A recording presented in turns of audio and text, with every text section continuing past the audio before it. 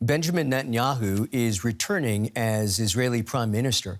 His new far-right coalition is being sworn in by Parliament today. The incoming government is regarded as the most right-wing in Israel's history and includes several ultra-Orthodox and ultra-nationalist parties. The coalition has vowed to expand settlements in the occupied West Bank and other disputed areas. It's the sixth government formed by Netanyahu, who is still on trial for alleged corruption. DW correspondent Rebecca Ritters is standing by inside the Israeli parliament, the Knesset, and joins us now. Rebecca, what can we expect from this new government?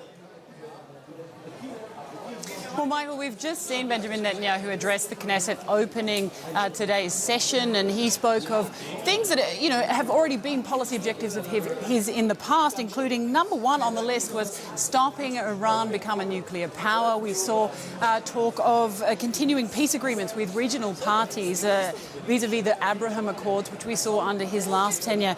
He also spoke of course, some domestic issues, dealing with the cost of living and those kind of things, but they're not really the issues that are ruffling feathers here. As you mentioned, quite rightly, this is being seen as the most right-wing, we're even hearing the word extreme government that this country has ever seen, and it's some of the coalition agreements that have been signed with these coalition of parties or partners that are really ruffling feathers. Some of these agreements include giving more direct control over development of the West Bank to one of the leaders of the extreme parties, also giving more direct control over policing, the border police and some policing in the West Bank as well, over to another member of these extreme coalitions. Now, these are two very significant developments that have been ruffling feathers both home and abroad. Domestically, inside Israel, we're seeing changes promised to the Supreme Court to dismantle or take away power from the Supreme Court. We're also seeing promises potentially of a discrimination law that would make it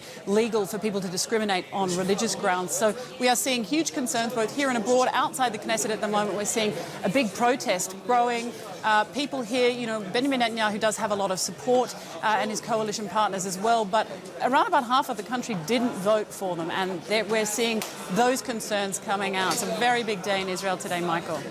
Rebecca, as you well know, the new cabinet includes a number of avowed anti-Arab politicians. What might this mean for relations with the Palestinian population? Well, not good things, they fear, Michael. I mentioned a couple of the policies there. You've got two of these leaders, Bezalel Smotrich and Itamar Ben-Gvir. Now, they are the two leaders that will be now directly controlling the policing of the West Bank and also the development of settlements. Critics are calling this a de facto annexation of the West Bank.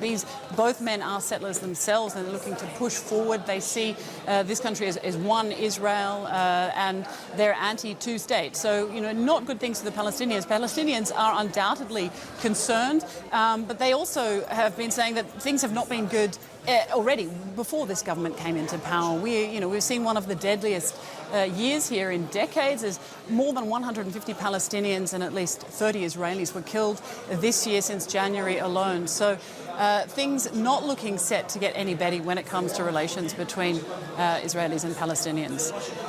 That is Rebecca Ritters for us there in Jerusalem. As ever, Rebecca, many, many thanks.